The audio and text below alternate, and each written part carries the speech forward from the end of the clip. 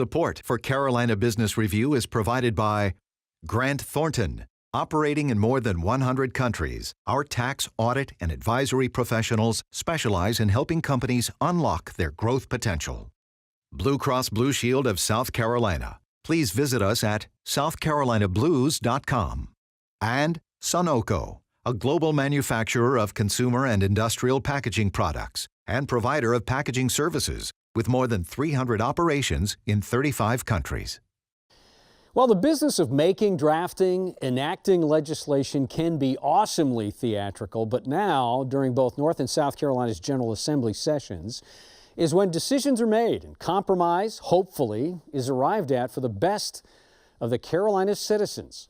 Hello, I am Chris William, and this is the most widely watched source of Carolina business and public policy seen every week in every market for over 25 years. And the stakes have never been higher in investments of transportation and education. And seemingly, the soreness of the rhetoric has never been more tender than it is right now. We'll start the discussions with two Chamber of Commerce presidents, and later on, new South Carolina Technical College boss, Tim Hardee. Major funding also by NOVANT Health, bringing you world-class technology, clinicians, and care when and where you need it. The Duke Endowment, a private foundation enriching communities in the Carolinas through higher education, healthcare, rural churches, and children's services. And by Blue Cross and Blue Shield of North Carolina. Who's responsible for rising healthcare costs? Join us and many others in a candid discussion at letstalkcost.com. On this edition of Carolina Business Review, Michael J. Miller from the Greater Florence Chamber of Commerce, Bill Russell of the Lake Norman Chamber of Commerce, and special guest, Dr. Tim Hardee, President of the South Carolina Technical College System.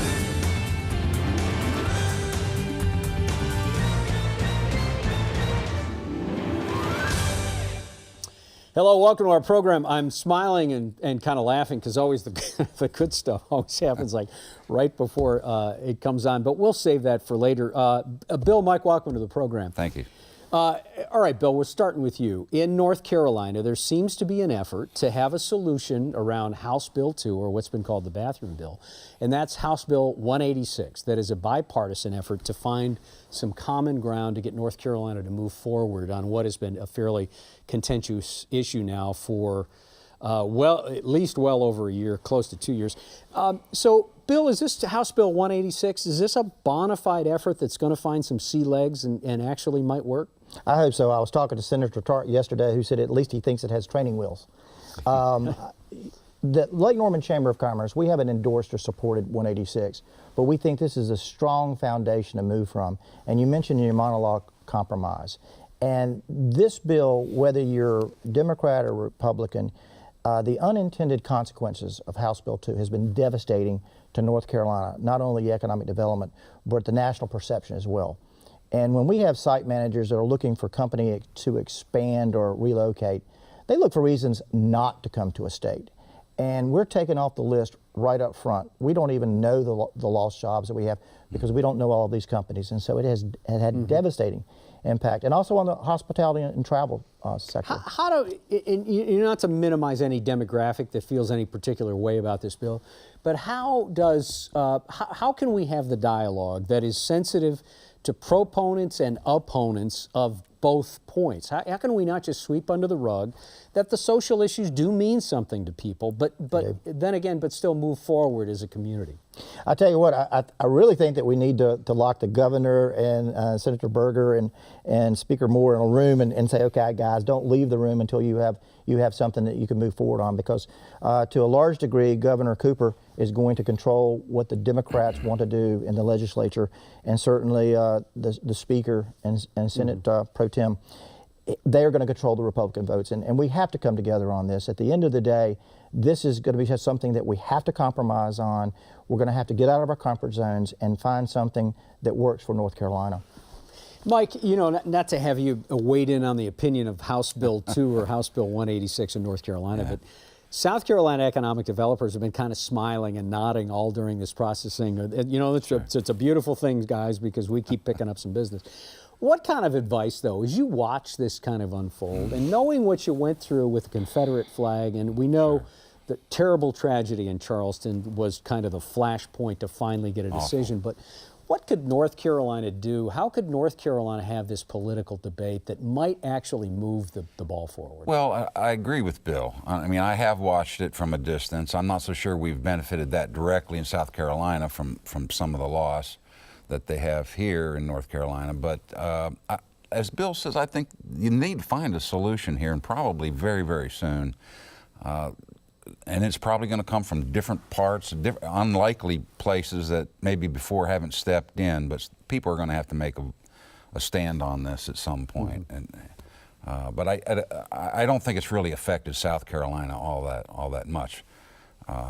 We've had our issues with the flag, and I think we're kind of faced with somewhat the same thing. And Bill made a good point, which is the impression that you get as a state nationally with things like this that happen have a lingering effect. They stay around for a while, so all the more reason to find a solution. You think that brand? You think the tarnish to the brand is reversible? Yeah, absolutely. The more, particularly when you're having aggressive and positive things happen, you can kind of jump over that particular hurdle, and people will start to focus on that, and that's again a good way to help fix. I don't call it a damaged brand. I don't think it is. I just think there was a little tarnish there. It was a terrible thing that happened, and let's move on to something positive and fix whatever caused that problem in the first place. Same with North Carolina. Chris, I was telling the group the other day, I think the perception has been a lot worse than the reality, but the perception has become our reality, and that's what we have to deal with now. Transportation, hot issue, job one for both North and South Carolina General Assemblies. Bill, with this new Governor Cooper, a major part of his bill has to do with transportation. The General Assembly in North Carolina, it's clearly going to be job one for him. In South Carolina, it's the same issue. How do we need to approach transportation this year, knowing that it is the number, just the investment in transportation is huge. How do we be sensitive to making an investment in that without, forsaking education and some of the other initiatives? Well, you had a bill come out of a Transportation Committee just the other day, House Bill 81, which would give a little bit more local control to road projects that Representative Torbett has introduced. Certainly up in our neck of the woods, I think one of the reasons that 81 exists is because you had several communities, Cornelius, Davison, Huntersville, Mooresville, Mecklenburg County, which opposed the HOT lanes, and still we're dealing with that because the city of Charlotte said that's the solution, and they imposed that upon Lake Norman. So I think that's one of the things. Certainly the former governor introduced a new formula, which is the Strategic Transportation Initiative, over the old equity formula, which was totally unequitable for everybody. And so this formula is better, but it still needs to be tweaked. In South Carolina, it looks like there is the actual gas tax might happen this time. Nikki Haley's gone, new governor in place. Is it going to happen this time? New governor. I think there's a different attitude in the House. Yeah, I mean, when we're sitting on a gas tax of 16.75 cents a gallon, and your neighbors are double or more, in the case of North Carolina, more, it just makes sense with the traffic that we have, although I know North Carolina has some of the similar traffic, people passing through that are heading either to Florida or other places. It just makes sense to have a change there. We haven't had a change in years in that gas tax. And when we look at the projected necessity to fix our roads, it's what, $70 billion over the next 20 years or so? I'm not so sure even that's going to find the solution. But more importantly, we got to do something quick. Now it's costing our businesses. One of the largest businesses in South Carolina, it's costing them, I think it's $5 million a year just to bypass roads, bridges, fix their trucks. And they can quantify that. Go ahead, Bill. Chris, one of the things that South Carolina did, particularly York County, is Pennies for Progress. That is a program that we've wanted to emulate up here in Lake Norman, but I think York County saw some road needs over a decade ago, and the state didn't have the money to do it, and they instituted Pennies for Progress, which I think has had 3 successful programs, looking at a 4th referendum. They took control of their own destiny. I think that's something that we in North Carolina should look at South Carolina and emulate. Don't the toll lanes go in the right direction, though, to start moving traffic through North Mecklenburg County, Iredell County, and places north? The problem with the toll lanes is, while our Chamber of Commerce, we're not opposed to P3s and toll lanes and HOT lanes, it's the wrong application in Lake Norman. We have a 32,500 acre body of water that limits real estate opportunities. You're not going to, it could work in other areas where you have parallel roads. We don't have the parallel road infrastructure to make that work. 21 dead ends into Cornelius. Why? Well, it comes out the other side in Mooresville because we built a lake over top of it. 115, you can't widen that through 4 downtowns. Beatty's Ford Road, you have a stone wall going back to 1780. I-77 is our local road. It's how we get from exit 23 to exit 36. And it's not the application for HOT lanes, and it won't be successful at the lake. Okay. I wish we could talk more about that, because I know that there's never a shortage of great comments around. I'm certainly not passionate about it. No, I couldn't tell at all. And he's never heard that question before, I'm right? sure. Yeah. Thank you. Gentlemen, stay with us, please. We're going to meet our guest in just a moment. Coming up on our program, he is the president of the largest healthcare provider in the Carolinas, one of the largest healthcare providers in this nation. Those are hospitals. His name's Gene Woods, and he is the president of Carolina's healthcare system, but also he is the incoming president for the American Hospital Association. 2 very big jobs. We're going to find out what his strategic thinking is around healthcare under a Trump administration. And also, Dr. Jeffrey Lacker will be on our program again, a Federal Reserve president out of Richmond. Consider this his exit interview. He's retiring at the end of this year after several years leading the Fed Bank here in the South. We will talk to Dr. Lacker again. We hope you will join us. CEOs, HR directors, executive recruiters, economic developers, small business people all agree that the current dearth of identifying and hiring talent has been one of the largest headwinds to the natural expansion and growth and development in our cities and towns. There are no larger cheerleaders around this than the Carolinas Community and Technical College professionals. And joining the dialogue now, South Carolina Technical College President, Dr. Tim Hardee. Dr. Hardee, welcome to the program. Thank you for having me. It's good to see you again, sir. So, Tim, when you hear all of these dialogues, and you kiddingly said when we were talking earlier, said, gosh, you hadn't talked about that in a while, and that's this idea of finding, hiring, and bringing good talent to bear at all of these jobs that need that. Not to over dramatize this, Dr. Hardee, but you know, if this really were a problem, wouldn't we hit a tipping point? Wouldn't we see some real attenuation of growth and development? Well, I think, Chris, we are starting to see a bit of a tipping point. I think the reality is we've aggressively in South Carolina attracted business and industries, and the legislature, the economic development officials, Secretary Hitt with the Secretary of Commerce have attracted the industries, but the reality becomes the South Carolina Technical College system now has to provide the workforce that comes. It's great to bring in the Boeings and BMWs and Volvos and Mercedes-Benz vans, but the reality is now the technical college system has to be positioned to provide those 2,000 jobs at Volvo that will be coming within the next year. So. Bill?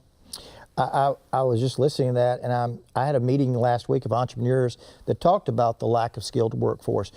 We are a generation, us four, that were told we have to be successful. We have to go off to a 4-year school. How important is career technical colleges, community colleges, to preparing that next generation of workforce? Well, across the nation, about 65% of the jobs that in the future will provide, and you will need that technical education, the community college, technical college, at least an associate degree. The days of a high school diploma being a ticket for a job of the future really no longer exist. And whether it's in a large business and industry like the Volvo that I mentioned, or the entrepreneur reality is you have to have the skill training to be able to be successful and to, at the end of the day, have a successful career, support your family, all of those things that go with having a skill. Mike? Yes, I'm familiar with this, and I've had these conversations with our Florence Technical staffs down there. The need for this is only going to grow, and we've seen it with the industry that we currently have that's trying to expand and trying to find the talent to fill the jobs, and we're out of state a lot of times to do that.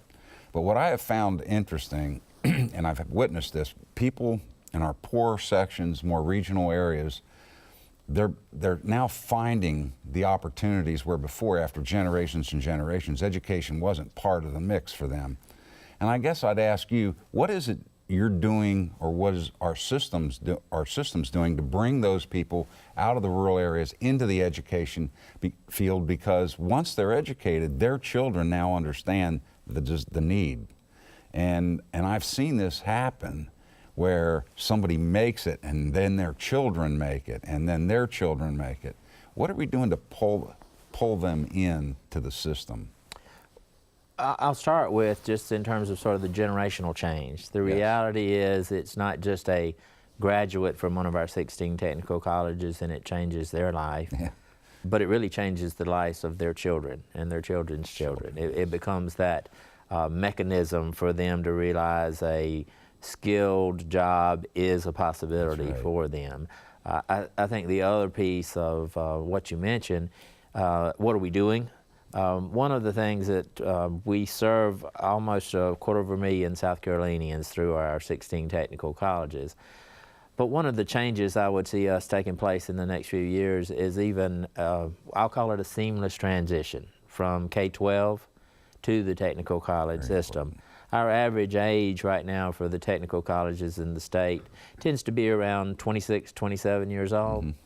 What we would like to see is students moving to the technical college directly after high school. That 18-year-old that comes in, goes through a mechatronics program we offer through our technical colleges, and then they have the $20, $25 an hour job at the Continental Tires or the BMWs or whatever that looks like. There's a wealth of job opportunity available, and we just see reaching those students at an earlier age really helps us to address the workforce.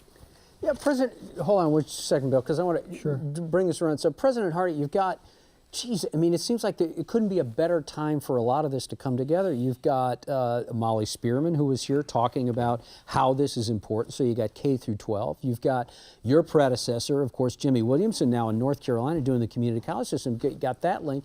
You seemingly have enough money, and I'm just assuming that. So what would be the barrier for you to be the honest broker at the South Carolina Technical College System to say, yeah, we can supply those jobs that Volvo has to 70% go out of state for. We can be the honest broker to do that, except for what? What's the what? What's the blank? Well, I tend to focus more on the opportunity than the negative aspect of it. I think there's a reality that we have to, I mentioned the partnership with K-12. We have to work closer with those guidance counselors across the high schools, both in North and South Carolina. They come from a point in time, and Bill, you mentioned earlier the four of us and sort of where we came from, that the 4-year degree was your ticket. Guidance counselors across the state of both North and South Carolina, that's typically the route that they went, is they have a 4-year degree.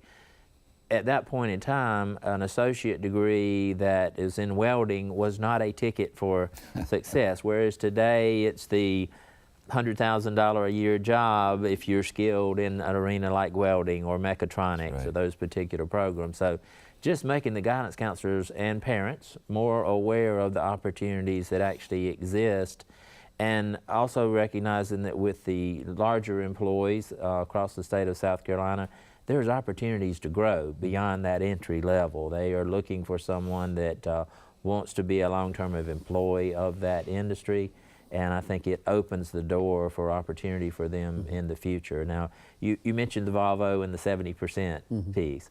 I would share with you that while typically a new industry coming in like Volvo, they are going to go across the world to bring in individuals to start the facility.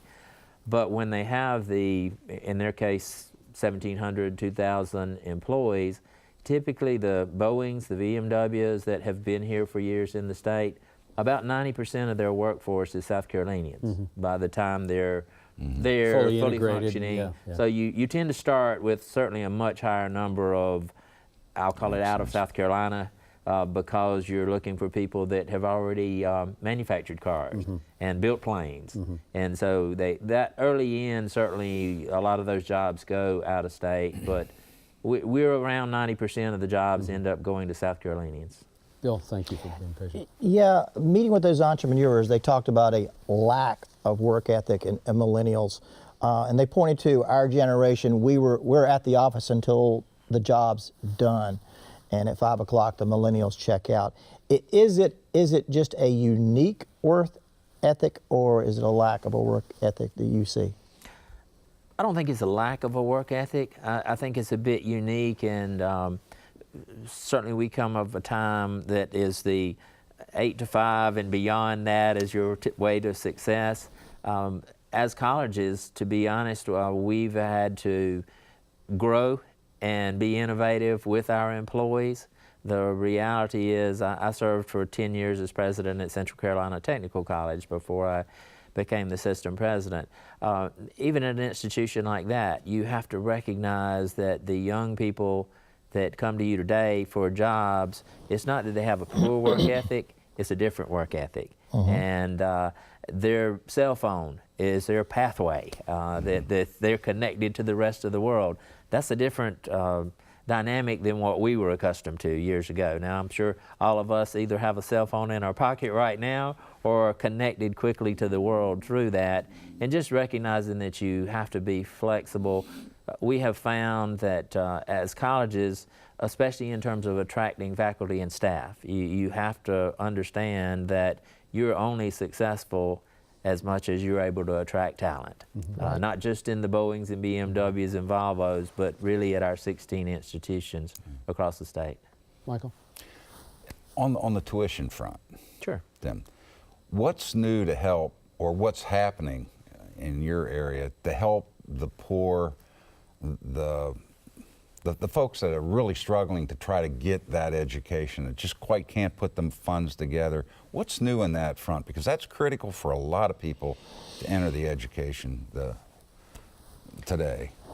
Well, I would say two fronts of that. One is the accessibility. Transportation is always an issue, if you will. So our 16 technical colleges in South Carolina 50 years ago under Governor Hollings were geographically located within 30 minutes of every citizen of the state. So that was obviously an extremely smart move at the time.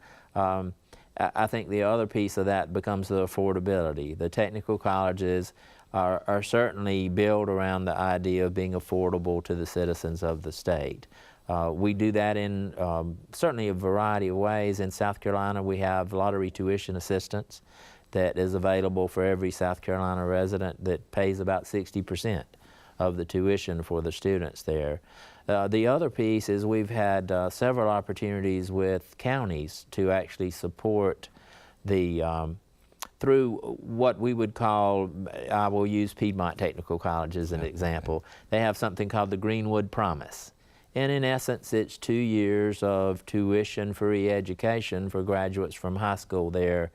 But the reality of that is it's not a, there's no such thing as free. You and I both know there's a cost involved with that. But they have viewed it as more of an investment. They want to attract business and industry. The best way to do that is to have a skilled workforce. So they view it as a local commitment to develop the workforce, and it's worthy of their financial commitment on the part of the counties there. Do you get the sense, and we have literally about 30 seconds left, Dr. Hardee, you get the sense that South Carolina Department of Commerce, Bobby Hitt, more committed now to technical college training and implementation with these new businesses coming into the state? Absolutely. I had the opportunity to meet with him a couple weeks ago. He sees the technical college system as the delivery of his promises. We have to work hand in hand with the Department of Commerce. One thing we have not mentioned is the apprenticeship programs that we offer. We have over 17,000 apprentices here in the state of South Carolina right now. That program's grown tremendously. Yeah, we'll have you back to talk more about that. Thank you for being on the program. Good to see you, and best of luck. Thank you so much. Yeah, Enjoyed the conversation. Thank you. Mike, welcome. Good luck with I-77. Until next week, I'm Chris William. Have a good weekend. Good night. Major funding for Carolina Business Review was provided by the Duke Endowment, a private foundation enriching communities in the Carolinas through higher education, healthcare, rural churches, and children's services. Blue Cross and Blue Shield of North Carolina. Who's responsible for rising healthcare costs? Join us and many others in a candid discussion at letstalkcost.com. Grant Thornton. Operating in more than 100 countries, our tax, audit, and advisory professionals specialize in helping companies unlock their growth potential. NOVANT Health, bringing you world-class technology, clinicians, and care when and where you need it. Sunoco, a global manufacturer of consumer and industrial packaging products and provider of packaging services with more than 300 operations in 35 countries. Blue Cross Blue Shield of South Carolina.